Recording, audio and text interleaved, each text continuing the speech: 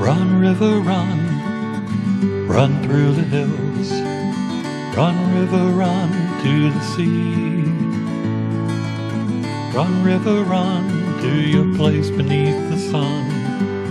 Run, river, run over me. Hi, welcome to Be My Guest. This is Jan Lewis. Today we have from Douglas, we have Jim Saviano. I think I said that right. Welcome, Jim. And he is a bladesmith, a master bladesmith. Some of you may have seen on the show at Forged in Fire.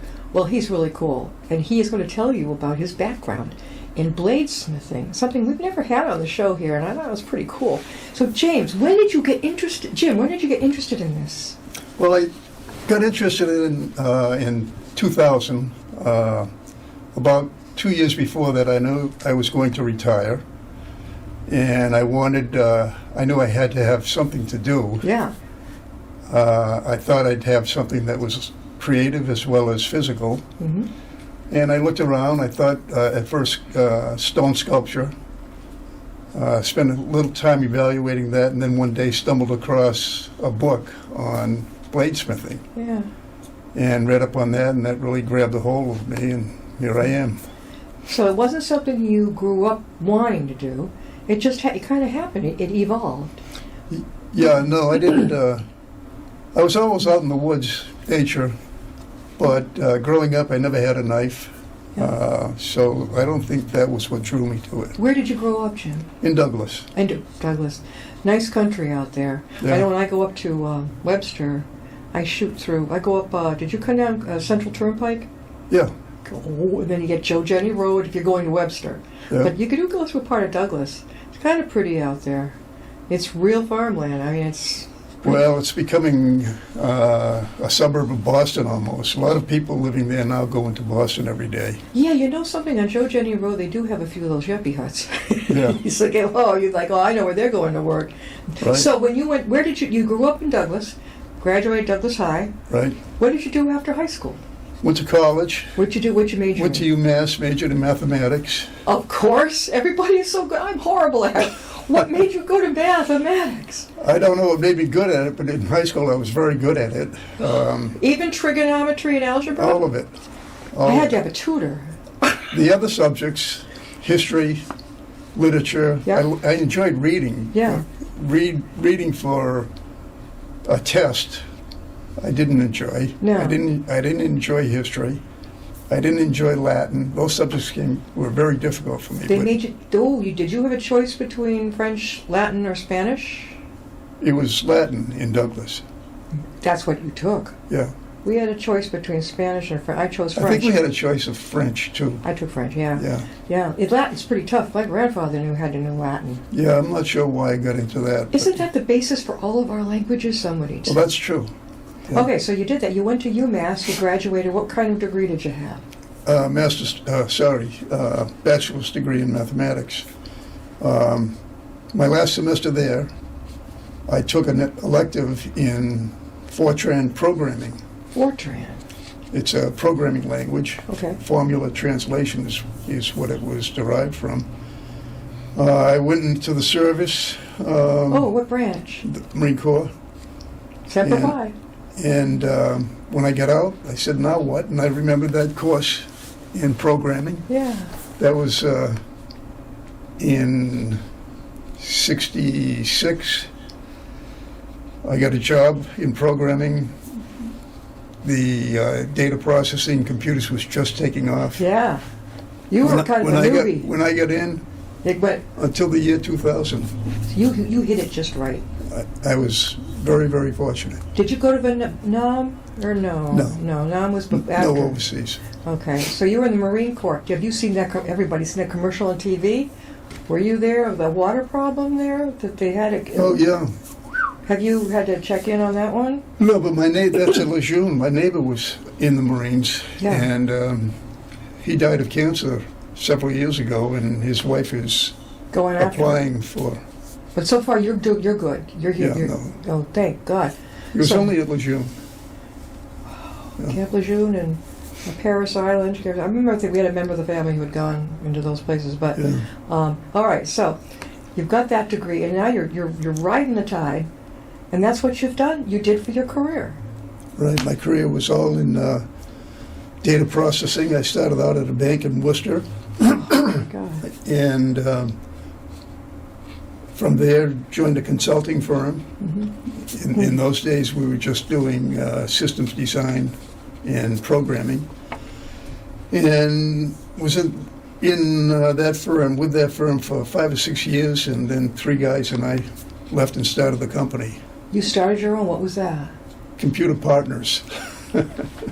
So you're a real super duper techie. Yeah. Are you still that way? Huh? Are you still that way, brainy? Like that? Oh, I don't know. You'd have to ask my wife about that. How about your son? Now, your son, is he... You have 2 children or 1 child? 2 children, Are a they daughter both- and a son. Are they both very brainy like that, I call it? Techie? They're both smart. Very, very smart. My daughter ended up in data processing, Oh, wow. and my son didn't. He studied economics. I think my grandfather at Clark majored in economics. It's a difficult subject. Yeah, I think he took Latin at Clark, and he was on the debating team. Now, we are going to get down to the nitty-gritty here. Begin showing us some of your swords, Jim. Well, okay, so what I brought with me, I thought you might enjoy seeing how a knife is made. Yeah. And usually it starts with a piece of high carbon steel. Okay. High carbon is steel that has 0.5 to 1.5% of carbon in it, which you need if you're going to have a blade that gets sharp and stays sharp. This is probably 1084, which has 0.84% of carbon. So we start with a piece of steel like this. Not that small, or can you, for like Well- pocket knives? Actually, it's I get it an 18 inch or 36 inches. So it's usually 18 inches. You use the rest of it as a handle when you put it in the fire. Yeah. If you're going to use this, you need a pair of tongs. Right. You put it in the fire, and you forge it. So you bring it up to about 1700 degrees in the fire. It's a bright red, Yeah. dull orange. And the first thing you do is try to profile it. Looks like a feather. Yeah, it is, right. Yeah. You profile it, the tip, you draw the edge down, and so you have a taper that's going this way for the edge, and you have a taper that's going this way for the tip. You do all of that with a hammer on an anvil. Was that a hard skill to learn, Jim?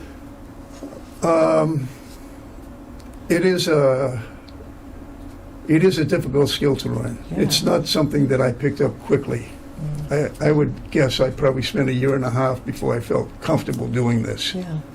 and a lot of ruined knives in between. That's okay. So when you're done forging, it looks like this, pretty much. Yeah. And from there you go to the grinder. It's a belt grinder, 72 by 2 inches, that goes around like this. Yeah. You put this on the belt and start grinding it down to refine the shape and the dimensions. And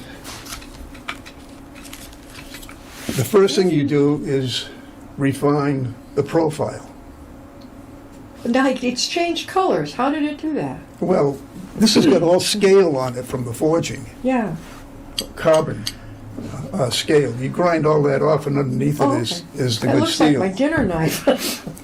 Okay. And you put it against the belt and grind like this and shape the knife so that you've got a nice plunge line that's equal at the top. They both meet at the same spot. Equal at the bottom, both meeting at the same spot. And you really refine this plunge line here. I'm sorry, the edge line, and you refine the tip line. Yeah. And I do that. I start with probably 60 grit, 110 grit, and 220 grit. And it comes out pretty much like this. Now, when you have that, then I take it and I start working by hand. Yeah. And That's dangerous stuff, huh? Whoa. so you can see you can see all the grind lines on here, Yeah. and then by hand I refine it much more. I stamp it. I refine this so the guard will fit here. That's not refined at all. I do some heat treating on it. I'm not going to get into that. That would be too difficult to describe. The tang, this is going to be a hidden tang knife. A handle will cover that. So it's pretty much in almost final condition. Looks almost Okay. like a dinner knife, right? Yeah, this is a hunting knife, Ah, okay. right? Ooh. So what we do next, we've got to put a guard on it so your hand doesn't slip onto the blade, and we've got to put a handle on. And we take a block of wood and a block of brass, Yeah. glue the handle, put a hole in the handle, put it together, glue it all together real good. So this is solid. And then you go back to the grinder and you refine the guard and the handle Wow. into There's a lot of work what involved. looks like a knife. Look at that. So how long, time-wise, does it take? That's about 50 hours. 50, not And- 15, 50, 50. 50. And the reason is because some guys on the grinder, I go up to about 220 grit. Some guys go on the grinder and finish it on the grinder. Okay? Wow. Yeah. Despite the fact that I've been doing this over 10 years, my grinding skills are not that good. And not as my grinding skills are pretty good to this level. Yeah. But to refine this so that it's almost mirror finish, there's two things. You need outstanding grinding skills, Yeah. and a lot of guys put this on a buffing wheel and buff it. And that's a very dangerous task. Well, how do because you prefer to do it now? by hand. Just by, okay. So I go from 220, Yeah. I do 220 again by hand, then 400, 600, 1,000, 1,500, 2,500. And that gets me up to almost a mirror finish. But it's a lot of work. Oh, gosh, yeah. So, I'll show you. 50 I don't- hours. I don't make a knife like this with a hidden tang anymore. No. My hunting knife Wow. is like this. This is stainless steel. Yeah. That was high carbon. High carbon will rust. Right. Stainless will Can you not. see it okay? Okay. This is a full tang. You can see in the back, this steel Yeah. is the same shape as the handle. How did you get the groove thing? I do this with small files by hand. So I always put a little design Yeah.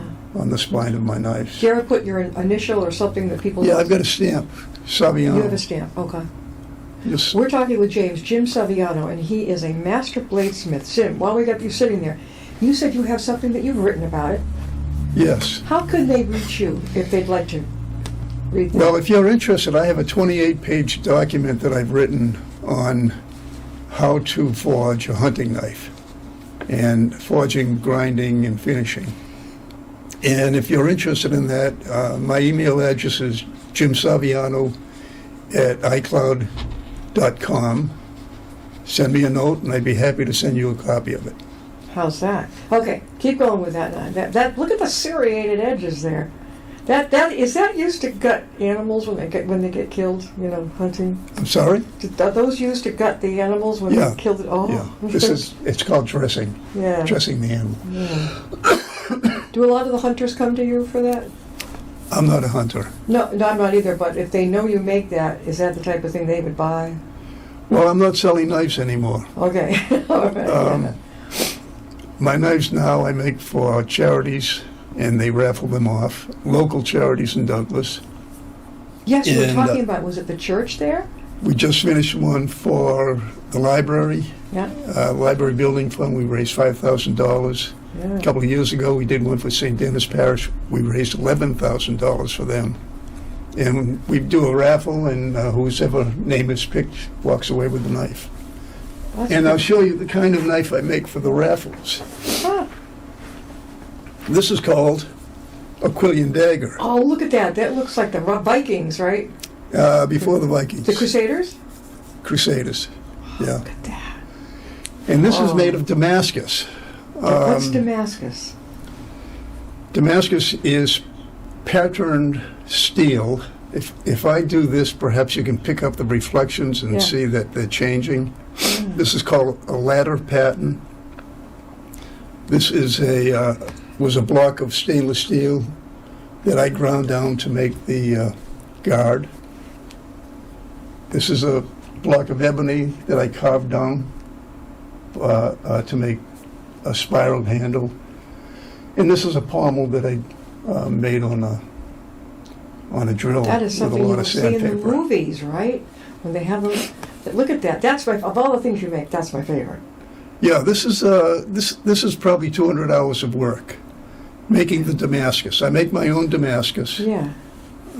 Damascus is made very quickly. It's layered steel. Two kinds of steel. One is high carbon steel. The other is carbon steel, but it has a little bit of nickel in it. Okay. You probably 6-inch pieces, an inch wide, an eighth of an inch thick. You alternate 13 layers. Yeah. And you butt in, weld the butt ends, put a handle on it, and you put it in the forge and bring it up to about 2,700 degrees. At 2,700 degrees, when you hit it with a hammer, it welds. Underneath that hammer will weld. Yeah. The steel will weld. So we do that, say 13 layers, weld it, draw it out twice its length, double it over. Now you do it again, and you've got 26. Yeah. Then I triple it, 78. Then I double it, 156, and double it again. There's a lot and of I work end up goes with into it. 312 layers. That's a lot, Jim. When you look at this knife, some of it's been ground off, but if you look here, that's 312 layers, the length of this knife. You'd never even think about layers. That doesn't even dawn on me. I just see a beautiful creation. Yeah. So what happens with Damascus, in this case, let's say that this is the piece of Damascus.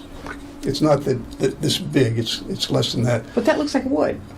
No, I'm just as an example. Yeah. What we would do to get that ladder pattern, we would grind a groove, let's say every half inch this way, and on the bottom, alternating where these grooves are, grind it, and then you would flatten it, and the grooves would flatten out and reveal the layers, Yeah. which makes what you see here, Look at the ladder that. That pattern. is like a masterpiece. That's my favorite. Now this knife, I'm a master smith, there are people that collect master smith knives. There are many, many knife shows in America now. The biggest one is in Atlanta in early June. Do you go to these? I used to, I don't anymore. No? If I went there with this knife, I could probably get $2,000 for this knife from a collector. Oh my God. What's the closest shows in this area? Oh, they have them in Marlboro every now and then. They have you been to that a one? knife show in Marlboro. Have you been there? I've been there, yeah. Oh, I bet, yeah. Not a that's- bad knife show. That's gorgeous. 2,000. Yeah. But So I make- it's a passion and a hobby at the same time, right? Would you say? It's absolutely a passion. Yeah. I mean, you can't, unless, there are very few people who can make a good living making knives, and there are a number of them. Yeah. But they're well above me in terms of what they're able to produce. And their knives go for a lot of money, so they earn a living by doing that. That's a Most lot. knife makers, it's a part-time thing. Was it a school you had to go to become a master bladesmith? There's an American Bladesmith Society. I tried doing this 2 years on my own. Yeah. And I produced knives like this. Now, if you look at this knife is kind of clunky compared to this one, wouldn't you say? Yeah. Look at it this way. This one is much more refined than this Oh, one. yeah, in the it's handle. prettier from our point of view. My point of view, yeah. So Yeah. this is what I ended up making after 2 years. American Bladesmith Society has a course they teach at the time down in Arkansas. Did you go? Or? I went for 2 weeks. You did? And I learned more there in 2 weeks than I discovered on my own in 2 years. Did they give you a diploma for those 2 weeks? Yeah. So Wow. for the school. Yeah. And now, if you want to become a master smith, you first have to pass a test for journeyman smith, and then a test for master smith. The test is the same, but for master smith, you have to present 5 knives that are made out of Damascus. Wow, was it hard? Well, they have to be perfect. Challenging. So it was very challenging, and of course it took a lot of time to make perfect knives. And you think, did they put you up down there, or did you have to pay to stay in? No, they don't put you up. You had to pay on your own. How long were the classes? All day long? Well, the first one was 2 weeks, all day long. Then I went to one for Damascus, which was a week. And Arkansas. I went for one for sword making, Japanese sword making, which was a week. Are those samurais? Yeah, samurai swords. So you can make a samurai, too? Well, I'm working on one now. I've made one. I'm working on a second one. What are you going to do with it when you're done? That's a keeper. If you sold a samurai, what do you think it would go for? 10,000? 2 to 5,000. Oh, huh? 2 to 5,000. Oh, yeah, definitely. We are talking with Jim Saviano, and he is a master bladesmith. And Jim, again, how, if they have some questions or whatever, how would they reach you? Email, please. My email address is jimsaviano, one word, at iCloud.com. Saviano. Beautiful name. Italian. Yes. Beautiful, beautiful. So you're from Douglas, born and raised in this part of the world? Born in Douglas. My parents were born in Douglas, lived their whole lives there. I lived my whole life there. So if you're born in Douglas, were you born at home? Oh, no. But there wasn't a hospital. I'm sorry. When I was born, I went to Worcester. My mother went to Worcester. I was born, and she came back to Douglas. Yeah, you're not that old. You'd have to have been born probably at that time, maybe Memorial or Hanneman. I don't recall. It might have been St. Vincent's where I was born. Could have been St. Vincent's too. So you've been there all your life. Yeah. It's beautiful country up there. You've been appearing now. I read about you. Were you were at the library? Wasn't it at the library doing were you doing a fundraiser? Well, that's what the last knife that we raffled off was for the Douglas Library. Right. They have a building fund that they're trying to raise money to do. They're trying to make it bigger, a little better?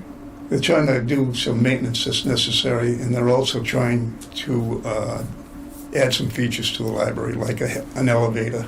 That would be good. Is it? Yeah. I remember, it isn't handicapped accessible, is it?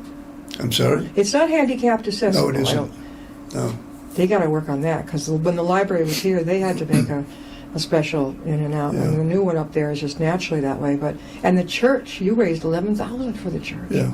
By selling your knives. Not selling my knife. Raffling my knife. Raffling them. Yeah.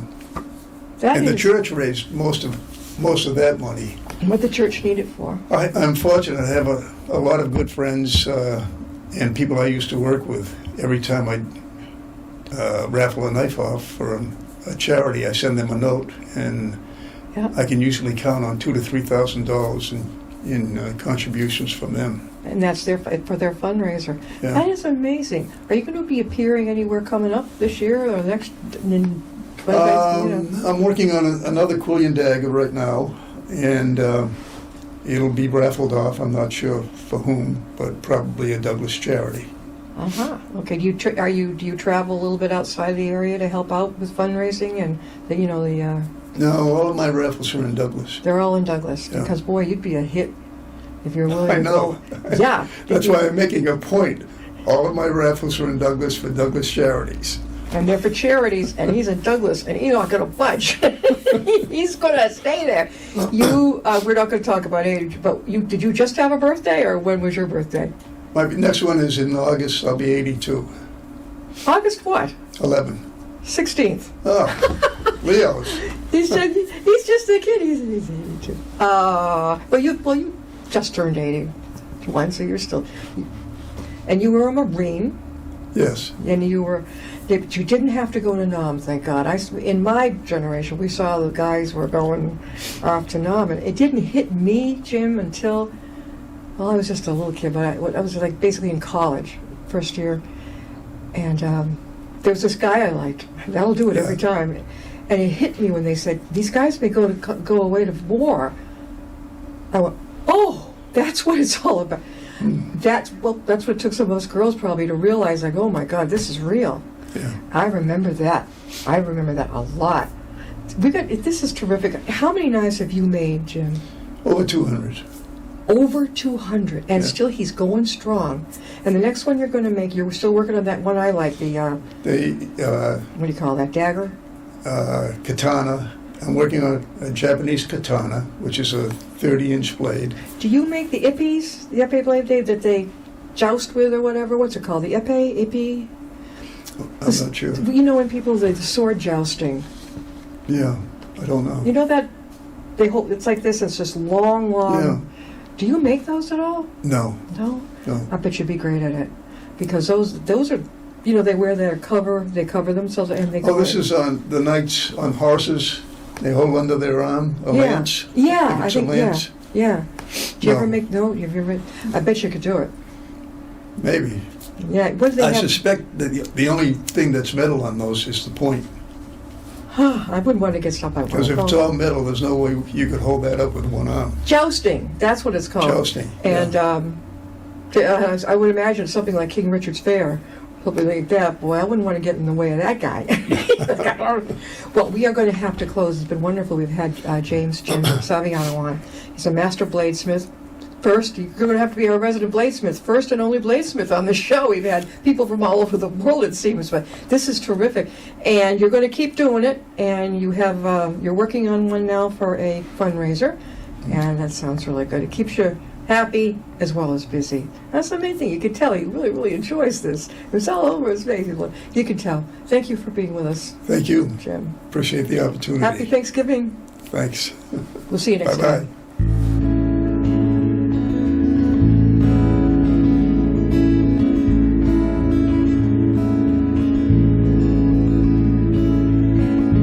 Riding on a shooting star,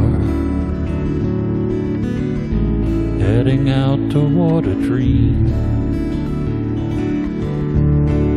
Tomorrow's even closer than it seems.